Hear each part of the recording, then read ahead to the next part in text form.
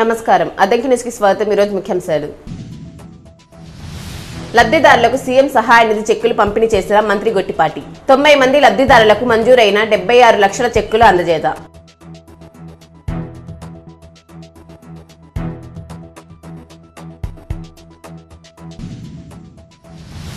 ఈ నెల 9న ఉచిత కంటి వైద్య శిబిరం సద్వినియోగం చేసుకోవాలన్న స్వచ్ఛంద కార్పొరేషన్ డైరెక్టర్ చిన్ని శ్రీనివాసరావు.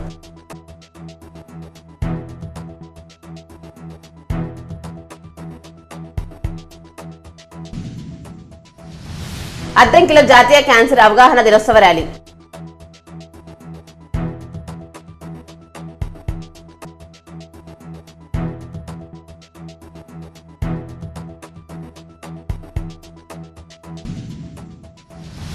విద్యుత్ శాఖ మంత్రి గొట్టిపాటి రవికుమార్ బల్లికుర మండలంలో పర్యటించారు. కొప్పెరపాడులో జరిగిన కార్యక్రమంలో పాల్గొని అద్దంకిలోని 90 మంది లబ్ధిదారులకు మంజూరైన 76 లక్షల సీఎంఆర్ఎఫ్ చెక్కులను ఎల్బీసీలు పంపిణీ చేశారు. సీఎం చంద్రబాబు నాయకత్వంలో ఆరోగ్య ఆంధ్రప్రదేశ్ దిశగా రాష్ట్రం అడుగులు వేస్తుందన్నారు. అద్దంకిలోని ప్రభుత్వ జూనియర్ కళాశాల ఆవరణలో ఈ నెల 9న ఉచిత కంటి వైద్య శిబిరం నిర్వహిస్తున్నట్లు స్వచ్ఛంద కార్పొరేషన్ డైరెక్టర్ చిన్ని శ్రీనివాసరావు తెలిపారు. కళాశాల ఆవరణలో టీడీపీ నేతలు శుక్రవారం సమావేశం నిర్వహించి మాట్లాడారు. 9న ఉదయం 8 గంటల నుంచి మధ్యాహ్నం 2 గంటల వరకు వైద్య శిబిరం నిర్వహిస్తామన్నారు. అవసరమైన వారు వినియోగించుకోవాలని కోరారు. ఆంధ్రప్రదేశ్ విద్యుత్ శాఖ మినిస్టర్ శ్రీ గొట్టిపాటి రవికుమార్ గారి ఆధ్వర్యంలో 9/11/2025 ఆదివారం నాడు శ్రీ శంకర్ దంత వైద్యశాల ఆసుపత్రి పెదకాకని వారి ఆధ్వర్యంలో మన కాలేజీలో కార్యక్రమం నిర్వహిస్తారు. ఈ కార్యక్రమానికి అద్దంకి నియోజకవర్గంలోని ప్రజలందరూ ఈ కార్యక్రమంలో పాల్గొని ఉండవలసిన వాళ్ళు వచ్చి చేపించవలసిందిగా కోరుతున్నాం. అద్దంకిలో జాతీయ క్యాన్సర్ అవగాహన దినోత్సవ ర్యాలీ శుక్రవారం జరిగింది. మోదేపల్లి, గొరకాయపాలెం, కాకానిపాలెం ఆరోగ్య కేంద్రాల ఆధ్వర్యంలో పాత బస్టాండ్ వరకు ర్యాలీ నిర్వహించారు. ఈ సందర్భంగా డాక్టర్ జయసింహ మాట్లాడుతూ ప్రతి ఒక్కరూ క్యాన్సర్ పట్ల అవగాహన కలిగి ఉండాలన్నారు. అనారోగ్యకరమైన ఆహారపు అలవాట్లు, జీవన శైలి కూడా క్యాన్సర్ కు కారణమవుతుందన్నారు. క్యాన్సర్ డే ర్యాలీ అనేది జరిపించడం జరుగుతుంది అద్దంకిలో. ఇది ఆల్రెడీ 2 years నుంచి గవర్నమెంట్ వారు క్యాన్సర్ గురించి ప్రత్యేకమైన ప్రోగ్రామ్ అనేది ఒక ఇనిషియేషన్ తీసుకోవడం జరిగింది. Oral cancer, breast cancer, cervical cancer ఈ 3 క్యాన్సర్స్ ని పిహెచ్సి స్థాయి నుంచే ఎర్లీగా గుర్తించి వాటికి తగిన ట్రీట్మెంట్ ఇప్పిస్తే త్వరగా జ్వనాల్లో మరణ శాతాన్ని తగ్గించవచ్చు, మోర్టాలిటీ రేట్ తగ్గించవచ్చు అనేది గవర్నమెంట్ వారు భావించడం జరుగుతూ ఉంది. అందుకని చెప్పి ఆశా కార్యకర్తల్ని, మా ఎమ్మెల్యేస్ని, ఏఎన్ఎంస్ని ఇంటింటికి పంపించి ప్రతి ఇంట్లో ఈ 3 క్యాన్సర్లకు సంబంధించిన లక్షణాలు ఏమైనా ఉన్నాయా అనే ముందుగా గుర్తించి ఒకవేళ అలాంటి లక్షణాలు ఏదైనా ఉంటే వాళ్ళని రిమ్స్ హాస్పిటల్లో ఉన్నటువంటి ప్రివెంటివ్ ఆంకాలజీ యూనిట్కి పంపించడం జరుగుతూ ఉంది. వాళ్ళతో పాటుగా మా ఆశా వర్కర్ని కూడా ఇచ్చి పంపించడం జరిగింది. అక్కడ అడ్వాన్స్డ్ టెస్టులని చేసి ఒకవేళ వాళ్ళకి ఆ లక్షణాలు నిజమే, వాళ్ళకి నిజంగానే క్యాన్సర్ ఉంది అని నిర్ధారించబడితే తగిన ట్రీట్మెంట్ కూడా ఉచితంగా గవర్నమెంట్ వారే ఇవ్వడం జరుగుతూ ఉంది, ర్యాలీ చేయడం జరుగుతూ ఉంది. అందరికీ ధన్యవాదాలు.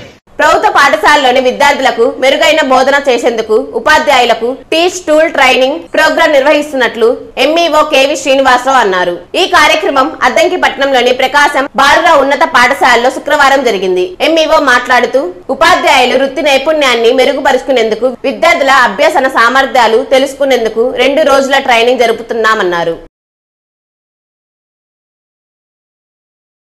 వందే మాతర గేయానికి 150 సంవత్సరాల పూర్తయిన సందర్భంగా అద్దంకిలోని బాయ్స్ హై స్కూల్లో గేయాలాపన కార్యక్రమం శుక్రవారం జరిగింది. ఈ సందర్భంగా పలువురు ఉపాధ్యాయులు మాట్లాడారు.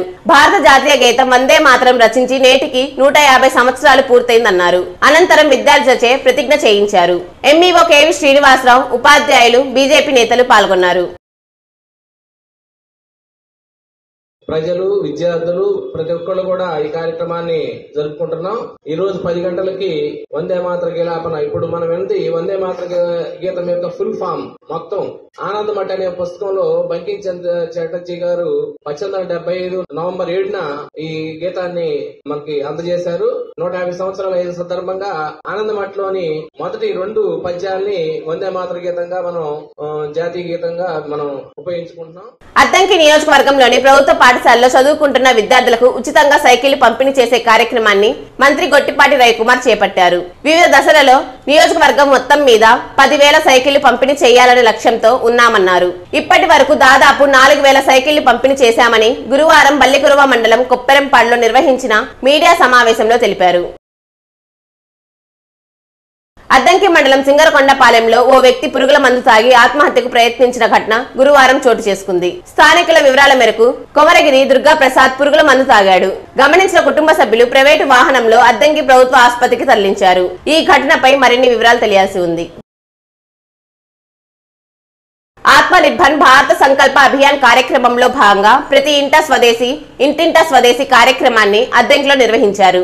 11వ వార్డు 15వ వార్డులో తిరిగి స్వదేశీ కరపత్రాలు, స్టిక్కర్స్ అందజేసి బీజేపీ సంక్షేమ పథకాల గురించి ప్రజలకు వివరించారు. అనంతరం అద్దంకి నియోజకవర్గం పార్టీ ఆఫీసులో సంకల్ప అభియాన్ కార్యశాల నిర్వహించి నాయకుల చేత ప్రమాణం చేయించారు. అద్దంకి మండలం పేరాయపాలెం రైతు సేవా కేంద్రానికి 250 యూరియా బస్తాలు వచ్చాయి. దేనువకొండ, పేరాయపాలెం, మోదేపల్లి గ్రామాల రైతులకు అవసరమైన 250 బస్తాల యూరియా, 150 బస్తాల DAP ఎరువులు అందుబాటులో ఉన్నాయని ఏవో వెంకటకృష్ణ తెలిపారు. దేనువకొండ సొసైటీ వద్ద 179 బస్తాల యూరియా, 55 బస్తాల DAP అందుబాటులో ఉన్నట్లు వెల్లడించారు.